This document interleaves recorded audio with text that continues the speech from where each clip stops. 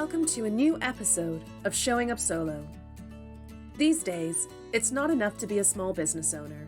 You also have to be an online marketing expert, an accountant, a website designer, a content creator, and the list goes on. You know how important marketing is, but if you're spending all your time selling your services, how will you have any time left to actually provide them? That's where Showing Up Solo comes in. Showing Up Solo is a video podcast giving you the ins and outs of online marketing from solopreneurs just like you. Tune in every other Wednesday for easy to implement advice, guest experts, and plenty of food analogies. Thanks for tuning in, and now, on to the main episode.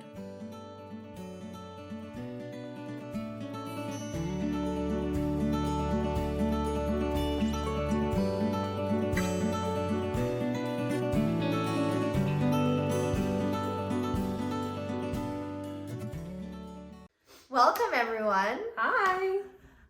It's another episode of Showing Up Solo. Yeah, and today we're going to talk about Facebook groups. Yeah, so how and why you want to consider building community using Facebook. Yeah. So, I mean, you might be familiar with, you might be a member of several Facebook groups and use those for, networking. Mm-hmm. But why would you want to start your own? Mm-hmm. And there's a couple of reasons for that. Yeah. Yeah. So one might be you're trying to just build a network. Yeah. To kind of gather information. Mm-hmm. So say if you're trying to build a product or service or course and you're wanting to know more about what people need or what they're interested in. Yeah. Using Facebook community groups, you can gather a lot of information through that. Yeah, because you can basically build a group for your ideal clients. Mm-hmm. Let's say, so ours are online service providers, right? So we would do online service provider. Well, we wouldn't call it that exactly, but it could be that, Calgary online service providers or Vancouver online service providers. Yeah. And it's then people will identify themselves as that.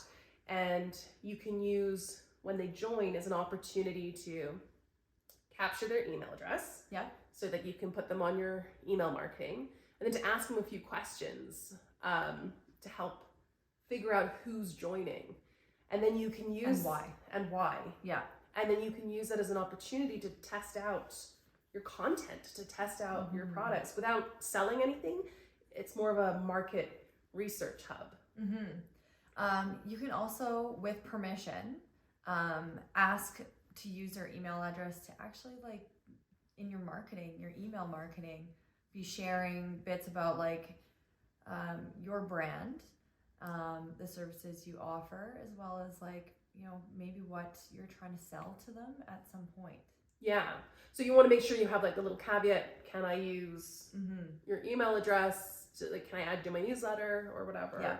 Make sure you add that in there if you're going to use it as essentially a lead capture. Yeah. If it's a lead magnet, having a Facebook group, it can be. And what a lot of people don't realize is that not only is a Facebook group as a really great way to connect with new people, but it's also if you have a problem in something, you can get solutions there. You can get referrals. You can make new friends. There's many different kind of benefits you get out of it. Yes. I've definitely had clients come from Facebook in group interactions. Yeah. Yeah. Well, I know I'm part of a number of them, especially after I did my VA course. Yes. One of the suggestions that I learned there was one of the homeworks was find out where your ideal client will be and join that group. Yes. And you're not going in there and you're not selling hi, I'm this person and these are the services. You really have to give a lot. Yes. Before you can take any. And what I mean by that is you're not selling your services all the time in there. You're essentially participating in the conversation. Yeah. And then finding when it's that appropriate time to really offer that solution of you being that solution. Yes. A really excellent Facebook group that I was a member of was, it was for mompreneurs. And what the owner of that one is she was a coach, and she was obviously looking for clients to coach. But her group wasn't about selling her coaching services. And she would have a weekly coffee hour where we would get on Zoom and just socialize. And it wasn't, again, she wasn't selling anything. It was just to connect with other mompreneurs. But so many sales went down in that, because like I'd be on there and someone would be talking about, oh, I'm having trouble with this in my business. And I'd be like, oh, have you tried doing this? And I would share my expertise freely and openly. And then they'd hire me, you know, it just, so try not to go into it from a I have to sell something perspective, and think more of it as building a community where like it's the go-to community, right? Like if I'm looking for someone, I'm gonna look here first. It's also so that's one side of like a Facebook group. The other side of building community using a Facebook group, especially if it's your own community, you can make it private so that your members feel safe within their like their learning and their journey. You can also provide like specific tools or resources that you want to share that maybe you've created, or maybe some experts. There's some really also cool benefits that like you can actually go live on Zoom that goes straight into your Facebook group. Through you can use Zoom, you can use StreamYard. That's another one we use. So you can show up live and you can do live tutorials and coaching or Q&As in your group. You can do polls in there to find out more about like, you know, different options of maybe information you're trying to gather. So there's some really cool things that people are missing out by not using Facebook groups. And now here's a good note, because I have seen a lot of people get very excited and start a Facebook group, and then they only have like a couple members in there, and then after a month or two they kind of give up. It does take time to build a group. You need to be telling people regularly to go into the group, to like join them. You have to promote it actively, just like you would promote your lead magnet. It's not just oh, I'm going to create the group and then they're going to come flooding in. You have to be regularly trying to get people into the group, and you have to be encouraging activity inside the group. Even when you're talking to no one, you need to be showing, like, you need to be having like daily threads and like, you know, topics, or posting value, or starting conversations.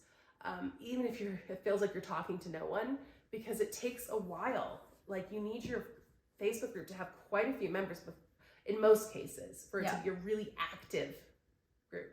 And one other big thing that to make your group searchable, if you want it to be like a public group that anyone can kind of join in, is like you want to use a headline in your group that people are going to search for. Exactly. So use like, you know, SEO keywords that people would look for when they're searching for a group in Facebook. So like if someone wants to learn how to create a freebie, it might be like, you know, how to create a freebie for solopreneurs Facebook group or something. Like for example, we do have a group, Showing Up Solo. But that's part of our membership. So it's a private group. It's invitation only. You have to come through our membership to get into that group. So we can call it Showing Up Solo because only people who want to find Showing Up Solo are going to be Googling that. If we were to create a public group, we might call it something like organic, or like online marketing tips for service providers, or, you know, marketing for service providers group, or something like that, because that's what people will be looking. One of the first groups I joined was Women in Business Vancouver. Because that's what says what it is on the tin. Mine was like YYC business for women or something. Exactly. Like I'm like, okay, woman, check. In business, check. Vancouver, check. All right, that's for me then. And that's what I'm going to type in. Right? So you want to think very carefully. If you want to get a large audience, really think about the SEO of the name of your group. Go for clear, not cute. Yeah. And also go in there every day. So when I thought, like, someone said to me, you have to be in there every day, I was like, I gotta be in there all day? No, just like, you're on Facebook, you're already like scanning what's going on. Just take a look, like, what's a new post going on? Do you have something to contribute to the conversation? If not, check in the next day. But they're just really great opportunities for making new connections. And you might even see that, like, people that are connected in there, you're somehow like friends of friends of friends. Friends of friends. Yeah. Yeah. And so how can you nurture that kind of connection if it's your own Facebook group? Well, there's lots of ways you can do it. If you think about what you're doing on Facebook, if you're using it for marketing, you're probably going to look for groups that allow you to self-promote. So that's always a thread you want to put in there, right? So you want to leave it as a safe space for people to self-promote. Yeah. But with limitations, like rules to it. So like you can only self-promote on Mondays, or the Thursdays are self-promo days, or Thursdays share your freebie, and or freebie Fridays, something like that. So that it's doesn't become just about selling. Yeah. Because people will take over those. Yeah. And then but then you also want to make sure there's like, you're starting conversations, you're asking questions of people.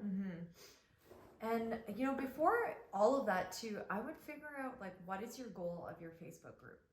Is it to gather information? Is it about building community? Is it about housing a whole network of people and sharing information to them? So like maybe you're trying to share expert interviews or conference opportunities. So like it's really jotting down what your goals are and really like working that into your engagement within the community. Yeah. So like our Facebook group is there for people to have a space where they can reach out to us and ask for help. So they can ask for like, hey, Hannah and Nicole, I'm having this technical issue. I can't figure out how to schedule this in this app, or how to tweak this on my website, or why I'm not getting open rate, like opens on my emails. And so they can reach out to us there, and then we can respond with a tutorial or offer to have a call with them or do a Q&A. But we can, it's a home for people to ask for help and support, and also to have a little bit of a cheerleading, like, hey, this is what I'm doing.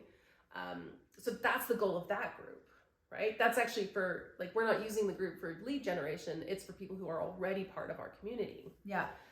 And it was really so you can establish your own kind of boundaries of like how you want people to communicate with you, right? So if we are noticing that, our clients are having a problem in their marketing, they can share that within the group, so then other members can also benefit from the solution. Instead of them emailing it to us emailing it to them, now we're sharing the information with the larger group. Instead of just helping one person, we're helping multiple people. Yeah. Another reason that you might have a Facebook group is like we had in the fall of 2020, where we had a challenge. And so we created a group specifically for the challenge. It was only open like for a few weeks around challenge time. And that's a place where everyone can show up, so you can go live and you can offer your training, and people can like contribute their entries basically into the challenge, like do the homework that we set and post it there and get other people's feedback and meet other people, like-minded people, because again, they're gonna ideally be your ideal client. And so that group there was a lead generation group, and the goal was to get a large number of people in the group for a short space of time and then move them through the sales funnel into the next stage. I'm really glad you shared that, because you can also tell by who is a warmer lead by how much engagement they're doing within the group. So if they're in there, they're sharing their homework, they're connecting or providing solutions or ideas to other people, that is someone who's really engaged in the process And if you keep warming and connecting with them and providing them with like the information that they're looking for, the likelihood of them following the journey to the sale is a lot higher than someone who's maybe signed in and they're just waiting around. Yeah, like they joined it, but then they did nothing else after that. Yeah. Like I've done that. We've all joined a challenge sure. group and then like never gone inside the group. Yeah. It happens. And so that's where you get like, you're not going to convert everyone in your group into a client. It's not going to happen, but it's a great place to nurture those people who will become clients. Yeah. And the people that don't, who maybe just signed in, but they didn't do much, that might be like someone who is at that time not ready to move further along in their journey, but maybe they will be at another time. Yes. You know, like you can still capture that information. Exactly. To use it for something in the future. Yeah. Like we'll talk about, we did talk about launching a course last year, and we'll talk about it again, but sometimes people aren't ready to buy your course the first time you launch it. Sometimes it's the second or third round that they're then at the stage when they want it. Yeah. And so having them in basically like a holding pattern in a Facebook group is a great way to keep yourself top of mind. Yeah. And keep like reinforcing that idea that they do want this course. Maybe they don't have the money right now. Maybe they don't have the time right now, but they know that they want it when the opportunity arises. Yeah. Yeah. Yeah. So, I mean, the benefits of Facebook group for building community in so many different ways. Either it's like, you know, lead generation, lead capture, community. Facebook groups they're like this really incredible machine that people tend to forget about. Yes. I mean, honestly, I don't tend to go on Facebook for social media. Like, even before I was marketing it, I went on Facebook to connect with people, like through Messenger, right? Or, like, it's used a lot as a place to communicate versus a place to look for content. Yeah. Right? Like, if I want content, I'm going to go to YouTube or Instagram. Yeah. Right? Because there's just constant content. I like Facebook because I sell things on there. Well, Right? yeah. And yeah, so that's my form of like communication with people, because instead of going to Kijiji or newspaper, I love selling my things on there. On Marketplace, yeah. But like what I'm saying, like on Instagram, it's kind of a one-sided conversation. Yeah. Same thing with YouTube. But on Facebook, if you're using it effectively, like the groups, it's a two-sided conversation. And there's not many platforms that give you that opportunity to have a back and forth. Yeah. Right? With your ideal client. Yeah, and you know, I always think Facebook's going to be around. Personally, that's my opinion, because I think there's so many caveats of Facebook that you don't get in other platforms. Yeah. You know, like they might not be the social media of Instagram or YouTube Shorts or TikTok. They own Instagram. Yeah, so exactly. But they offer so many other different things. Yeah. You know? Yeah. So the key, and the thing with Facebook groups too, is you can schedule content ahead of time. Yeah. And that's great. But if you're gonna use Facebook groups, make time to be present in the groups, to talk to people and to ask questions. Yes. That's the thing. It's a two-sided conversation. Don't post and ghost. You need to be there, be present, and have these interactions. Yeah. Yeah. I think those are some really key points that I would agree with. Yeah. So use Facebook groups. It's just that easy. Just click and subscribe. Just use Facebook groups. But no, they can be a very powerful tool in your toolkit. Yeah, and you know what? It's okay to join them, and if you find that some of them are just not really aligning with what you're looking for, you know, you can either stay within them and wait till a better time, or you can look for a new one. So yeah, you can always leave them again. Yeah. And that's fine too.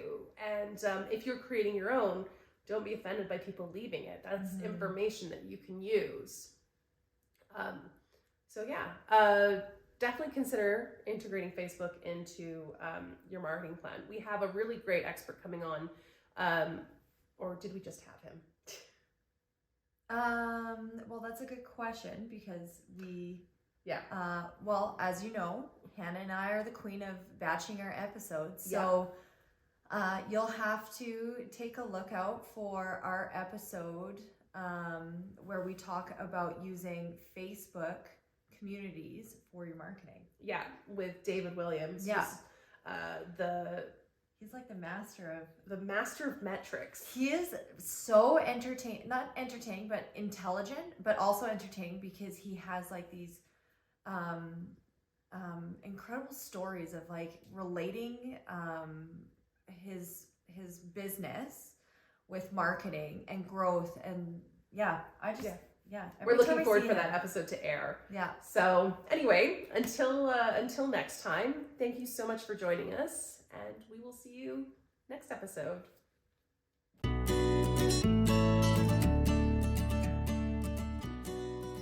Thanks for listening. If you're a fan of the Showing Up Solo podcast, you can show your support by liking, commenting, sharing, or leaving a review. Want to spend less time on your marketing and make better content? Head to showingupsolo.com to grab your free copy of our Full Circle Content Guide, the same time-saving method we use for creating our own content. Need more help getting your marketing in order? Learn how to build a marketing plan while working smarter, not harder. Our Setup for Success package gives you everything you need to create a marketing plan that is low maintenance, high impact, and perfect for generating consistent leads. Head to showingupsolo.com for more info. See you next episode.